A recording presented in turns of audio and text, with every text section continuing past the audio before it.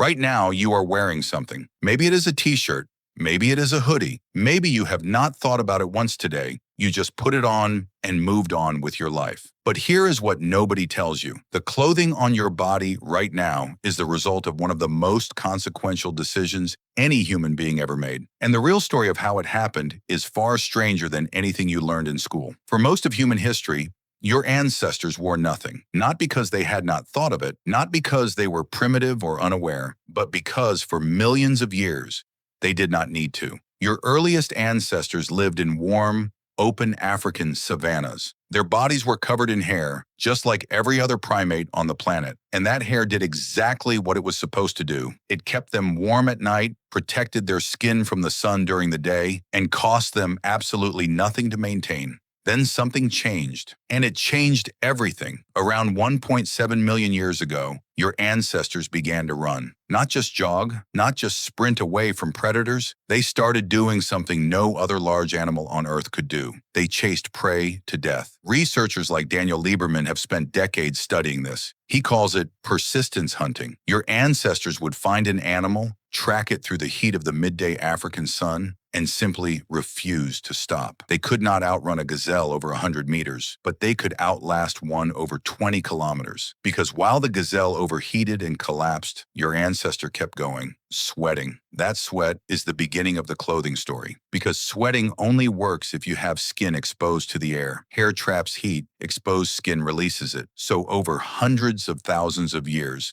your ancestors gradually lost their body hair. The ones who could cool themselves most efficiently were the ones who survived longest, hunted most successfully, and had the most children. This is what researchers like Nina Jablonski have called one of the most important physical transformations in human evolutionary history. But now your ancestors had a problem. They were naked, and the world was getting colder. Around 300,000 years ago, the climate began to shift. Your ancestors were spreading out of Africa, moving into regions that had seasons, real seasons, nights that dropped below freezing, winters that could kill an unprotected human in hours. For the first time in history, your body needed something it no longer had. It needed a covering, and your ancestors were smart enough to look around at what was available. What was available was the skin of dead animals. The first evidence of humans using animal hides for protection comes from sites in Africa dated to around 170,000 years ago. Archaeologists like Francesco De Rico have found tools at these sites specifically shaped for scraping flesh from the inside of animal skin. Not tools for cutting meat, not tools for breaking bone, tools designed for one purpose only: preparing a hide to be worn. This is not a small discovery. This is the moment your ancestors crossed from biology into technology. They could not grow back their fur, so they borrowed someone else's. But raw animal hide is not clothing. Raw hide is stiff,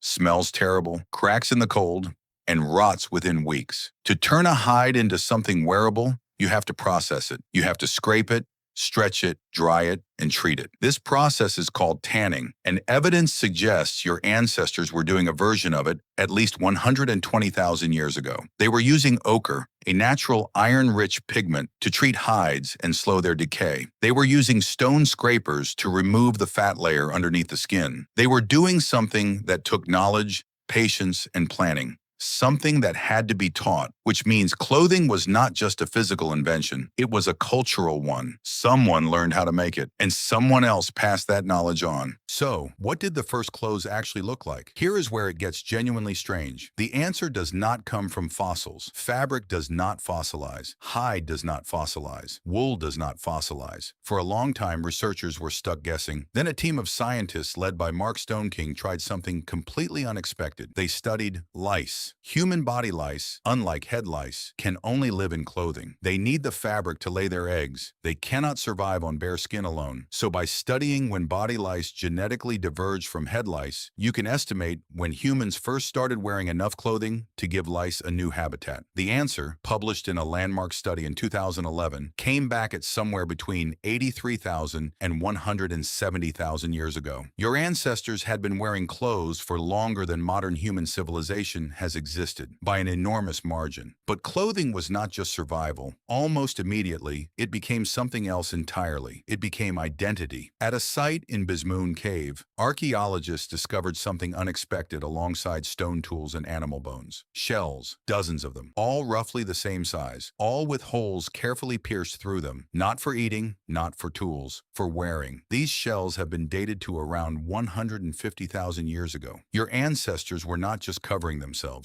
they were decorating themselves. They were making choices about how they looked to other people. They were, in a word that sounds almost too modern, fashionable. Think about what that means.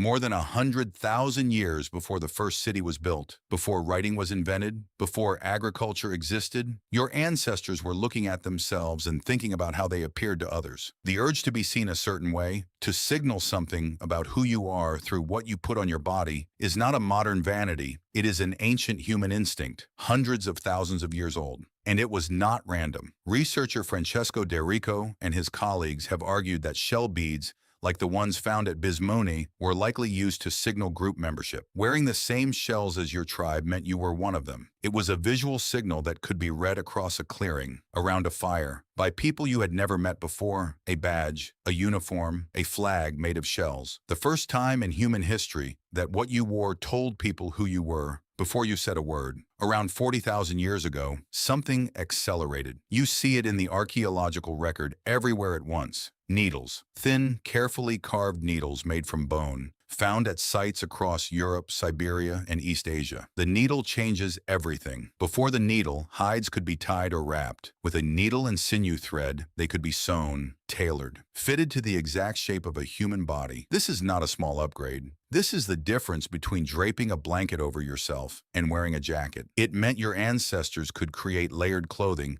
that trapped body heat far more efficiently. It meant they could seal out wind and moisture. It meant they could survive in environments that would have killed any unclothed human within hours. Some researchers believe the needle is one of the reasons modern humans were able to expand into Siberia and eventually cross into the Americas. Without tailored clothing, the journey across Beringia, the frozen land bridge that once connected Asia to Alaska, would have been impossible. The needle did not just change fashion, it may have changed the geography of the entire human species. And yet, through all of it, through the hides and the needles and the shell beads and the tanned leather, there is something that never changes. The same instinct your ancestors had when they threaded a shell onto a cord 150,000 years ago is still running in you right now. You still choose your clothes to signal something. You still dress differently for different situations. You still look at what someone is wearing and immediately make assumptions about who they are. The technology has changed beyond recognition. The instinct has not moved an inch. Tonight, when you get home and change out of whatever you are wearing right now, notice what you reach for. Notice the choice you make. Your ancestor, sitting outside a cave 100,000 years ago, turning a hide over in their hands and threading a bone needle through it for the very first time, would understand exactly what you are doing and why.